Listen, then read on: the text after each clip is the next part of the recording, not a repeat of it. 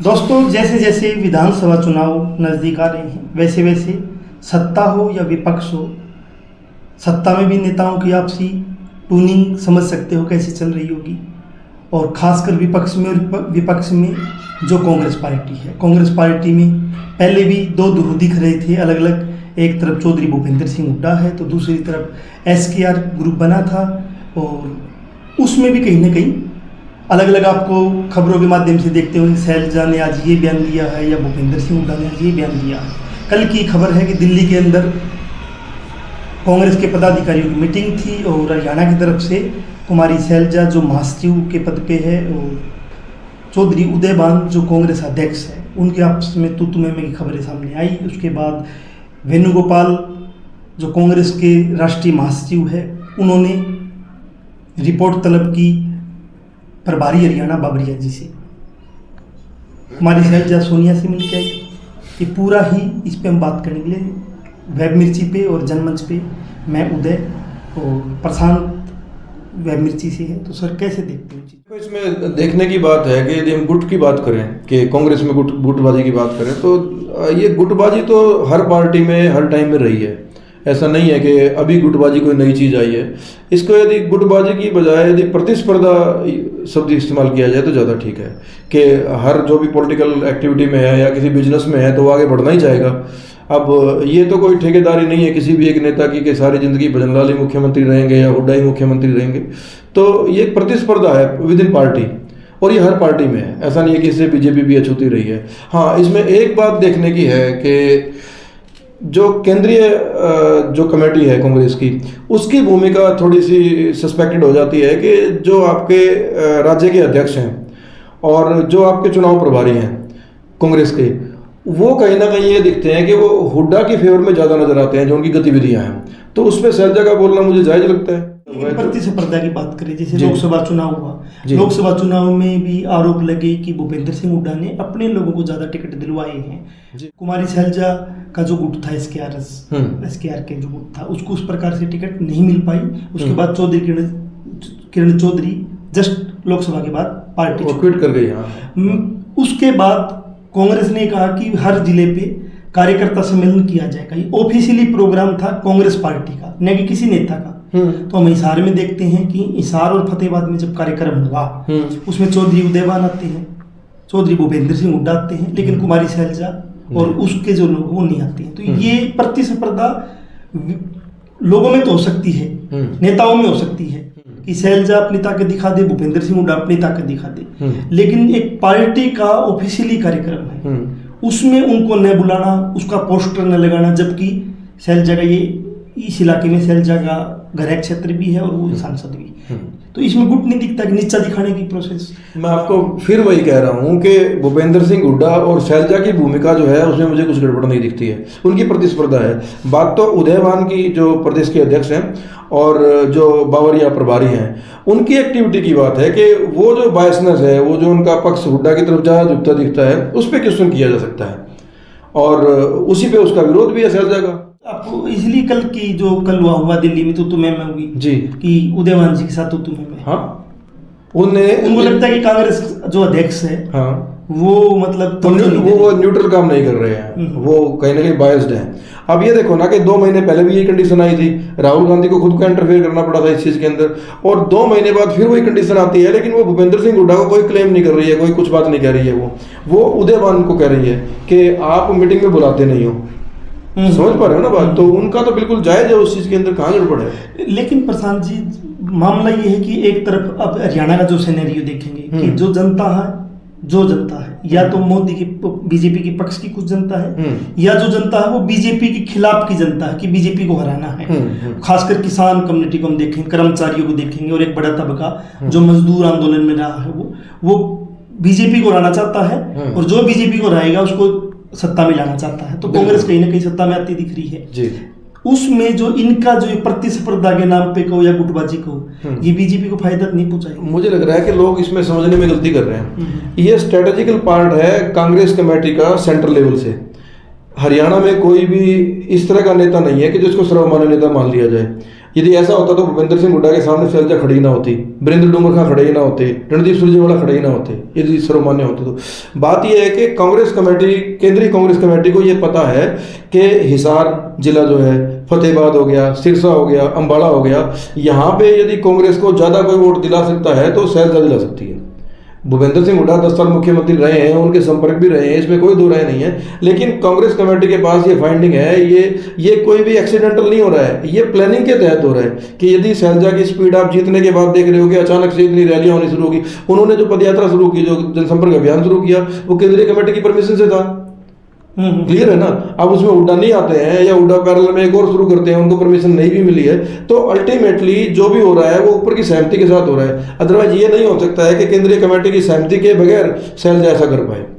समझ पा रहे हैं ना। आपका कहना है कि सहमति से सब कुछ चल रहा है, सब कुछ सहमति से हो रहा है। लेकिन ये जो कुमारी शैलजा ने नारनौल के अंदर उम्मीदवार ही घोषित कर दिया कि इसको चंडीगढ़ भेजो। ये मुझे मैं ये कह रहा हूँ कि जनता जो चाहती है कि जनता सत्ता को बाहर करना चाहती है, 10 साल से जो बीजेपी सत्ता है उसको बाहर करना चाहती है, उसमें वो विकल्प के तौर पे कांग्रेस को देख रही है जी।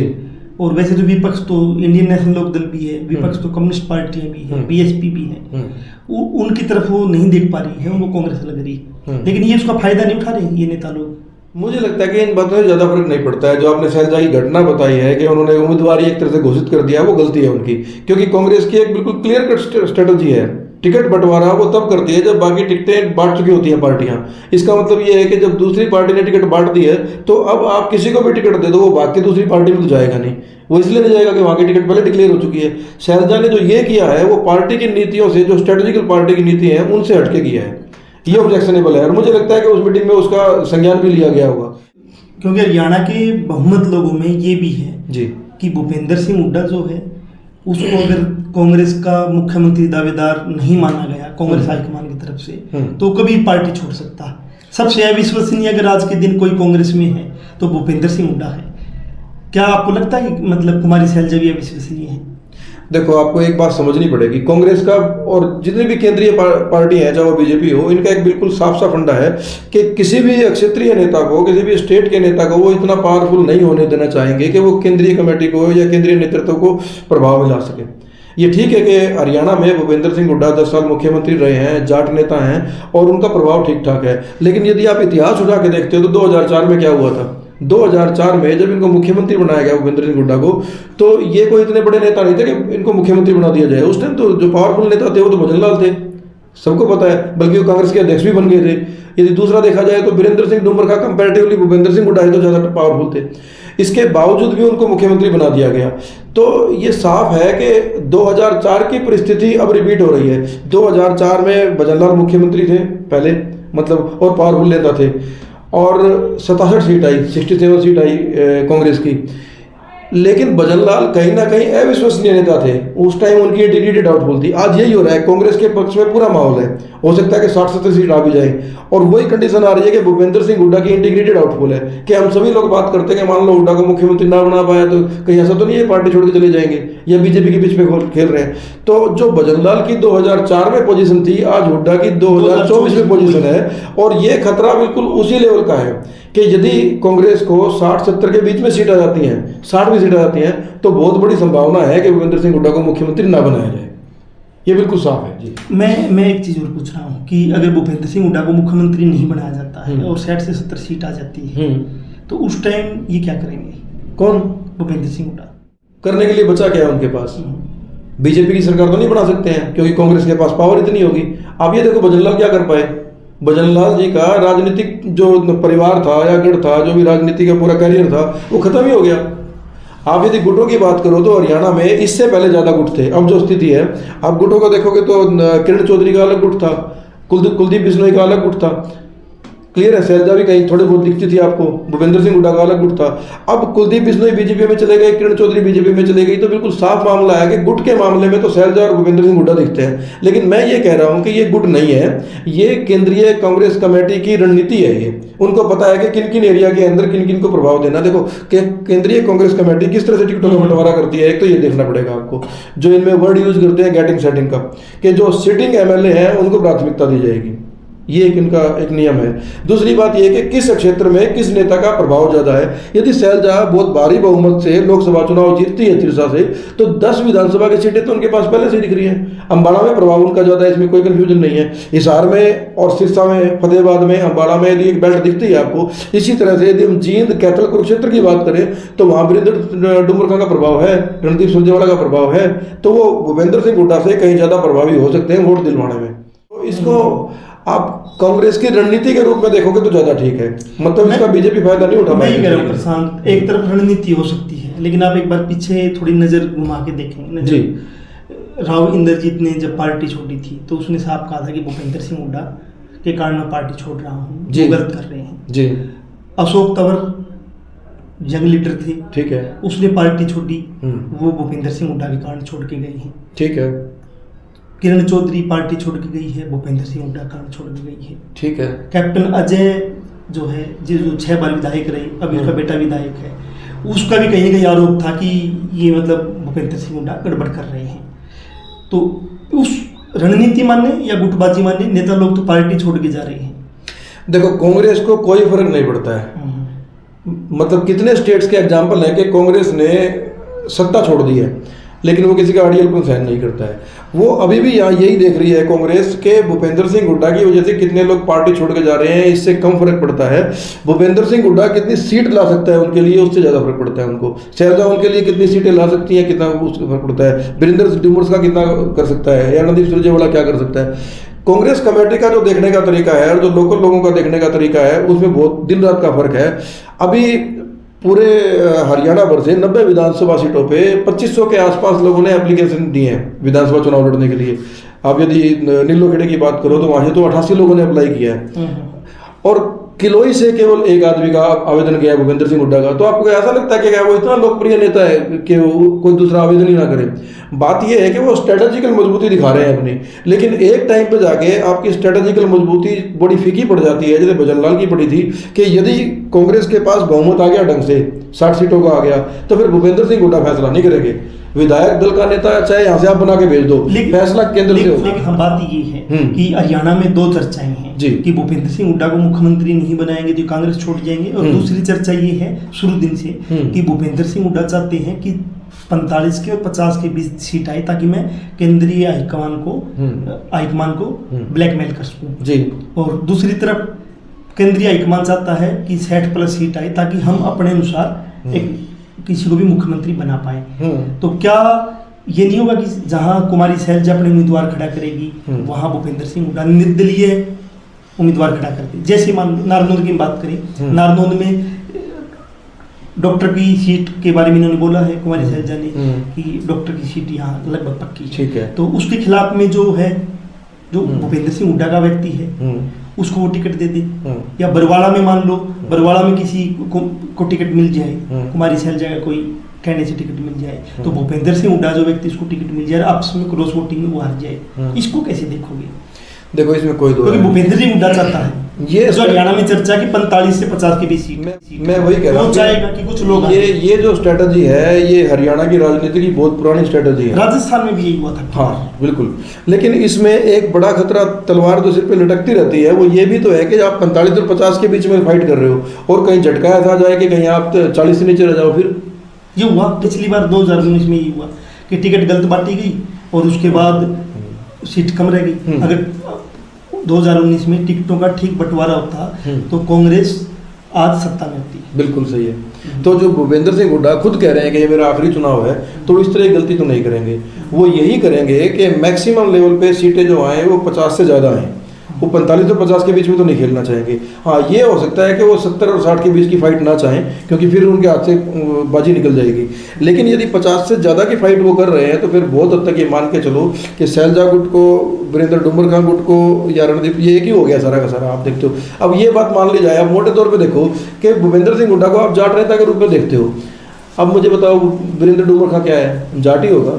रणदीप सुरजेवाला क्या है? जाटी होगा। ठीक है, संपत सिंह क्या है? अपने जाटी होंगे, और ये शैलजा गुट में है। यदि आप गुटबाजी की बात करते हो, तो कांग्रेस ने ये साबित करके दिखा दिया है कि भूपेंद्र सिंह हुड्डा जाट लीडर नहीं है अकेला हमारे पास जाट लीडर और भी हैं, और उसकी जो उन्होंने पोलराइजेशन किया है, जो उसका बैलेंसिंग की है, वो शैलजा की तरफ कर दिया उन्होंने। तो हरियाणा में कांग्रेस आ रही है, ये कांग्रेस की कोई ज़्यादा मेहनत की वजह से नहीं आ रही है कांग्रेस ने, या भूपेंद्र सिंह हुड्डा ने कुछ ऐसा कर दिया। ये इसलिए आ रही है कि बीजेपी की जो एक्टिविटी है, जो जन विरोधी नीतियाँ थी और जो लोकसभा चुनाव में रिजल्ट आए हैं, एक माहौल बन गया है। माहौल बन जाता 3-4 महीने पहले, वो माहौल बन चुका है कि अब हरियाणा में कांग्रेस की सत्ता आएगी।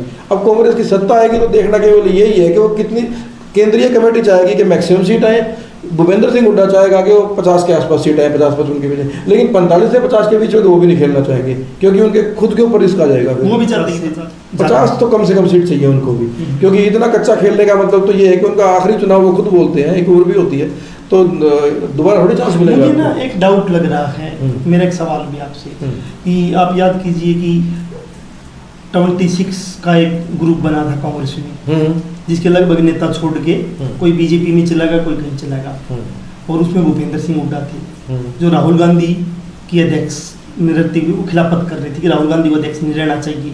ऐसे ही धारा 370, जब भाजपा ने धारा 370 खत्म की, तो धारा 370 के समर्थन में कि वो बनी रहनी चाहिए, कश्मीर को उसकी स्वायत्ता बनी रहनी चाहिए, राहुल गांधी ने पार्टी की तरफ से मजबूत स्टैंड रखा। उस टाइम दीपेंद्र सिंह हुड्डा और भूपेंद्र सिंह हुड्डा दोनों ही बीजेपी की पार्टी में खेल रहे थे और राहुल के फैसले की खिलाफत कर रहे थे। उसके बाद भी ये चौधरी उदयबान उसके सिस्टम का बन गया, बाबरिया जो है वो उसके सिस्टम का कहीं ना कहीं दिख रहा है, क्योंकि उसके विपरीत जो गुट है उसकी खिलाफत ही कहीं ना कहीं। ये कैसे हो पाया? देखो, राजनीतिक उतार चढ़ाव किस तरह से होते हैं, ये इंडिया में तो दुनिया भर के एग्जाम्पल है इस चीज़ के, कि पता नहीं लगता है कौन कब क्या बन जाए। आप बीजेपी के अंदर देख लो, खट्टर किसी को नहीं पता था मुख्यमंत्री बनेंगे, उसके बाद नायब सिंह सैनी का तो बिल्कुल ही नहीं पता था, किसी को ये नहीं पता था कि इतना सीनियर लीडर जो है आपका अनिल विज, वो खुद लाइन लगा दिया जाएगा, किसी कमेटी में नहीं लिया जा रहा। तो आप यदि देखते हो कि राहुल गांधी की जो पदयात्रा चली थी देश भर में, उससे पहले तो यही माना जा रहा था कि कांग्रेस तो परमानेंट ही खत्म हो गई है, कि कांग्रेस का तो कोई फ्यूचर ही नहीं बचा हुआ है। ये कांग्रेस के लीडर मानते थे। ये राहुल गांधी की जो पदयात्रा चली है उसके बाद जान आनी शुरू हुई है, फिर लोकसभा के चुनाव आ गए, उसके बाद ये दिखना शुरू हो गया। उस टाइम तक कांग्रेस की स्ट्रेटजी ये थी कि जिस जिस एरिया में जो जो मजबूत नेता हैं उनकी फेवर के प्रेसिडेंट बनाए गए हैं। लेकिन ये बात मान के चलो कि चाहे वो उदयबान हो, हरियाणा के प्रदेश अध्यक्ष, चाहे वो दीपक बावरिया हो, वो केंद्रीय कमेटी से, जो कांग्रेस की केंद्रीय कमेटी है, उससे बाहर नहीं हो सकते हैं, वो कभी भी नहीं हो सकते। लेकिन आप जी मतलब समापन की तरफ बढ़ेंगे जी, कि अलग अलग जिले में क्या लगता है, क्योंकि एक तरफ तो भूपेंद्र सिंह हुड्डा है, अकेले हैं, उसका बेटा दीपेंद्र हुड्डा है, कांग्रेस अध्यक्ष दिख रहे एक गुट में, दूसरी तरफ चौधरी वीरेंद्र सिंह है, रणदीप सिंह सुरजेवाला है, कुमारी शैलजा है, कैप्टन अजय भी है, और भिवानी से जो किरण चौधरी थी वो जा चुकी है। ठीक है, तो इसके पास कितने जिले बचते हैं टिकट बांटने के लिए, ये पहले गुट के पास, और दूसरे के पास कितने बचते हैं?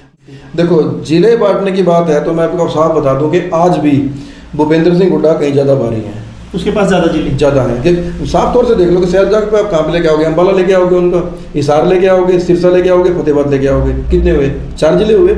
अब दूसरी तरफ बात करते हो रणदीप सिंह सुरजेवाला की या वीरेंद्र सिंह डूमरखा की, उनको जींद दे दोगे, कैथल दे दोगे, कुरुक्षेत्र दे दोगे, 7 हो गए। अब बताओ क्या बच गया आपके पास? थोड़ा बहुत अहिरवाड़ का कोई एक पार्ट ले लोगे तो ले लोगे, तो भी मिला के आपके पास 10 जिले नहीं होते हैं। तो लेकिन इन जिलों में भी भूपेंद्र सिंह हुड्डा कहीं ना कहीं मान लो हिसार है, हिसार से जयप्रकाश सांसद बिल्कुल भूपेंद्र सिंह हुड्डा गुट का है, जयप्रकाश की भी चलेगी। ठीक है। ऐसे ही मान लो अम्बाला में है, जो वरुण चौधरी है वो भूपेंद्र सिंह हुड्डा गुट के हैं, उसकी भी चलेगी। बिल्कुल, तो वो मजबूत दिख रहे हैं। और जयप्रकाश तो कलात के इलाके में भी हस्तक्षेप करेगा, जो जींद की उसकी बात कर रहे हैं, लेकिन ये कहीं नहीं दिख रहे भिवानी में या गुड़गांव के अंदर, फरीदाबाद के अंदर, पलवल के अंदर, ये गुट कहीं दिख नहीं रहा उस प्रकार से। नहीं है भी नहीं, मैं कह रहा हूँ कि गुट के मामले में यदि आप देखते हो तो भूपेंद्र सिंह हुड्डा भारी थे, भारी हैं, इसमें कोई दो राय नहीं है। लेकिन कांग्रेस केंद्रीय कमेटी ने एक चीज करके दिखा दी है कि यहाँ पे एक सवाल तो आ गया ना, एक बैलेंसिंग तो आ गई कि आप 22 के अंदर से अब करीब 8 जिलों पे तो ये कह रहे हो कि इनके पाले में आ रहे हैं ये। अब देखना इसमें ये है कि भूपेंद्र सिंह हुड्डा ग्राउंड के नेता हैं, शैलजा ग्राउंड की नेता नहीं है। शैलजा राज्यसभा में रही है, भूपेंद्र सिंह हुड्डा सड़कों पे रहे हैं 10 साल के अंदर, 10 साल से पहले जो मुख्यमंत्री थे। मुख्यमंत्री होने के बाद बहुत सारी ताकतें आ जाती हैं आपके पास। 2-3 साल तक मुख्यमंत्री का उनको पता ही नहीं था किस तरह से काम करना, चीफ सेक्रेटरी चला रहे थे। उसके बाद जब 2009 तक आया है, भूपेंद्र सिंह हुड्डा का पहला कार्यकाल खत्म हुआ है, तब तक तो उनके ऊपर आरोप लगने शुरू हो गए थे क्षेत्रवाद के। कि उन्होंने हिसार के एरिया की बजाय रोहतक में काम करवाना शुरू कर दिए। 2009 से 2014 में जो उन्होंने बैटिंग की है, जो वो खेले हैं, वो पर्टिकुलर उन्होंने उधर ही काम करवाए हैं, जो उनका सोनीपत का एरिया हो गया, झज्जर का हो गया, और तभी आज वहाँ पे उनकी ये पोजीशन है जो हम बात कर पा रहे हैं, वो मजबूत है। तो इसमें कोई दो राय नहीं है, भूपेंद्र सिंह हुड्डा मजबूत हैं और कांग्रेस को भी, केंद्रीय कमेटी को भी पता है और वो उसका इस्तेमाल भी करेगी। ये सभी कांग्रेस के नेता हैं और कांग्रेस केंद्रीय कमेटी को इतना पता है कि किसका कब क्या इस्तेमाल करना है। समझ पा रहे हैं ना बात? लेकिन आखिरी में तय मुख्यमंत्री सीटों के आधार पे वह कितनी सीटें आई हैं और केंद्र की कितनी चलती है, भूपेंद्र सिंह हुड्डा की ये सारी किताबी और थ्योरेटिकल बातें हैं। प्रैक्टिकल में कभी भी ऐसा नहीं होता है कि आपके एमएलए तय करेंगे कि कौन बनेगा। नहीं, केंद्र तय करेगा। केंद्र तय करेगा कि एमएलए आपके आ गए 55 या 60 आ गए, तो उसके अंदर से कोई कहते कि 50 भूपेंद्र सिंह हुड्डा के हैं और वो लिख के भी दे दे, तो भी ऐसा कुछ नहीं है कि ऐसा हो जाएगा। यदि वो एक धड़ा तोड़ के भी बैठ जाए तो भी ऐसा कुछ नहीं है। केंद्र की जो ताकत है वही फैसला करेगी। कुछ चीज़ें हम दर्शकों पे भी छोड़ देते हैं कि हमने बातचीत की है, कोशिश की है कि आपके सामने ग्राउंड की हम सच्चाई बता पाए कि जो रोजाना अखबारों के माध्यम से या अलग अलग वीडियो के माध्यम से आप देख रहे हैं कि शैलजा का एक गुट है और चौधरी भूपेंद्र सिंह हुड्डा एक गुट है, वो आपको जरूर दिखते होंगे। लेकिन एक रणनीति केंद्र की भी है कि भूपेंद्र सिंह हुड्डा को ज़्यादा पंख न मारने दिए जाए, उसके बराबर में दूसरे लोगों को भी खड़ा किया जाए, और दूसरों को भी पंख न मारने दिया जाए, उसके बराबर में उसको खड़े। यही राजनीति है कि एक दूसरे को ज़्यादा मजबूती जो बढ़ता दिख रहा है उसके बराबर में दूसरे को आप खड़ा कर देते हो। और आखिरी में फैसला केंद्र को ही करना है, केंद्रीय हाईकमान को ही करना है कि मुख्यमंत्री कौन होगा, टिकट किसको मिलेगी, तवज्जो किसको ज़्यादा दी जाएगी, वो ताकत के अनुसार है। आप जरूर कमेंट करके बताइए कि आपको अपने इलाके में कौन मजबूत कैंडिडेट दिखता है और किस गुट से संबंधित है। या इसके अलावा एक बात और है कमेंट करने के अंदर, यदि आपको लगता है कि हमारा जो इवैल्यूएशन है उसमें कहीं कोई फर्क लगता है आपको, या कोई लगता है कि आपका मत हमारे मत से भेद करता है, तो आप उसके बारे में भी लिखिए। जरूर बताइए उसके बारे में कि हो सकता है क्योंकि हम भी आपके बीच से ही कुछ चीज़ें लेते हैं और फिर उसका एक मूल्यांकन समीक्षा करके आपके सामने दोबारा पेश करते हैं। तो जनमंच के साथ और वेब मिर्ची के साथ आप बने थे नई अपडेट के साथ फिर हाजिर हूँ।